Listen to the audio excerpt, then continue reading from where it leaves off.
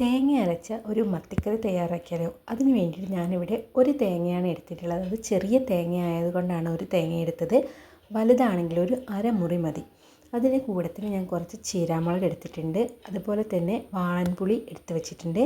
ഇനി തേങ്ങ നന്നായിട്ടൊന്ന് അരച്ചെടുക്കണം.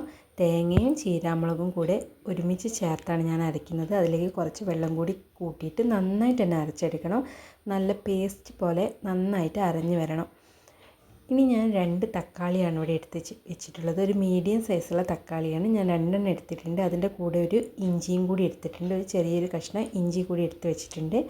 അത് രണ്ടും കൂടി അരിഞ്ഞത് ഞാനൊരു ചട്ടിയിലേക്ക് ഇട്ട് കൊടുക്കുന്നുണ്ട്.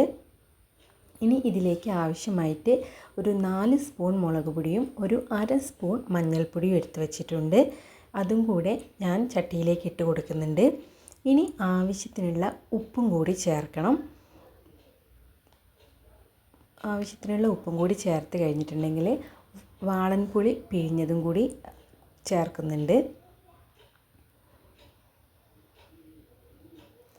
പുളി ആവശ്യത്തിന് ഉണ്ടോ നോക്കിയിട്ട് ഇല്ലെങ്കിൽ കുറച്ചുകൂടി ചേർത്ത് കൊടുക്കണം. ഞാൻ കുറച്ചും കൂടി ചേർത്ത് കൊടുത്തിട്ടുണ്ട്.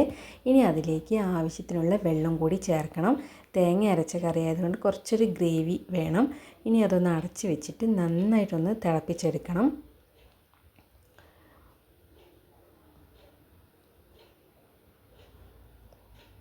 ഇപ്പോൾ കറി നന്നായിട്ട് തിളച്ച് തക്കാളിയൊക്കെ ഒന്ന് വെന്ത് വന്നിട്ടുണ്ട്. കറി അത്യാവശ്യം ഒന്ന് വറ്റിയിട്ടുണ്ട്. ഇങ്ങനെ കറി ഇല്ല, കുറച്ചും കൂടി വെള്ളം പോലെ വേണം.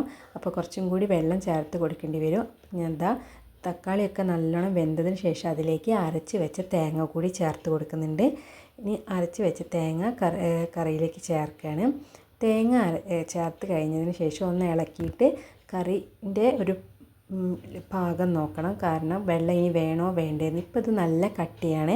അതുകൊണ്ട് ഞാൻ ഈ ജാറിലേക്ക് തന്നെ കുറച്ചും കൂടി വെള്ളം ചേർത്തിട്ട് അത് കൂടി ഒഴിച്ചു കൊടുക്കുന്നുണ്ട്. ഇപ്പോൾ ആവശ്യത്തിന് ലൂസായിട്ടുണ്ട്. ഇനി ഈ ഒരു പാകത്തിൽ മതി. കൂടുതൽ വെള്ളം ചേർത്ത് കഴിഞ്ഞിട്ടുണ്ടെങ്കിൽ വല്ലാണ്ടൊന്ന് ലൂസായി പോകും. അപ്പോൾ കറീൻ്റെ ടേസ്റ്റും മാറും.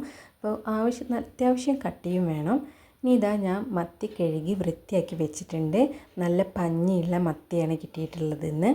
അത്യാവശ്യം നല്ല വലുപ്പമുണ്ട്. നല്ലോണം പഞ്ഞിയൊക്കെ ഉള്ള മത്തിയാണ്. ഇനി ഞാനിതാ അതും കൂടി കറിയിലേക്ക് ചേർത്ത് കൊടുക്കുന്നുണ്ട്.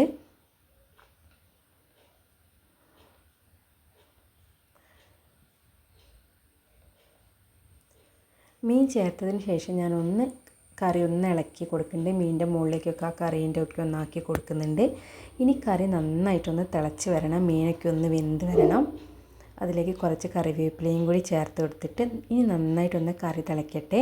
അപ്പോൾ കറി ഇതാ നന്നായിട്ട് തിളച്ച് വരുന്നുണ്ട്. മീനൊക്കെ ഒന്ന് വെന്തിട്ടുണ്ടാവും. ഇനി കരണ്ടിയോ തവിയോ ഒന്നും ഉപയോഗിച്ചിട്ട് കറി ഇളക്കാൻ പാടില്ല. അപ്പോൾ അതാ കറി നന്നായിട്ട് തിളച്ചിട്ടുണ്ട്. ഇനി അതിലേക്ക് വറവ് കൂടി ചെയ്യാൻ പോവുകയാണ്. അതിന് വേണ്ടി കുറച്ച് വെളിച്ചെണ്ണ ഒഴിച്ച് കൊടുക്കുന്നുണ്ട്. കുറച്ച് ഉലുവയും ചേർത്ത് കൊടുക്കുന്നുണ്ട്. ഉലുവ നന്നായിട്ട് പൊട്ടിയതിന് ശേഷം അതിലേക്ക് അരിഞ്ഞു വെച്ചിരിക്കുന്ന ചെറിയ ഉള്ളി കൂടി ചേർത്ത് കൊടുക്കുന്നുണ്ട്. അപ്പോൾ അതാ ഉള്ളിയൊക്കെ ഒന്ന് ബ്രൗൺ കളറായി വന്നിട്ടുണ്ട്. ഇനി ഈ വറവും കൂടി കറിയിലേക്ക് ഒഴിച്ച് കൊടുക്കാൻ പോവുകയാണ്. അപ്പോൾ കറി റെഡി ആയിട്ടുണ്ട്.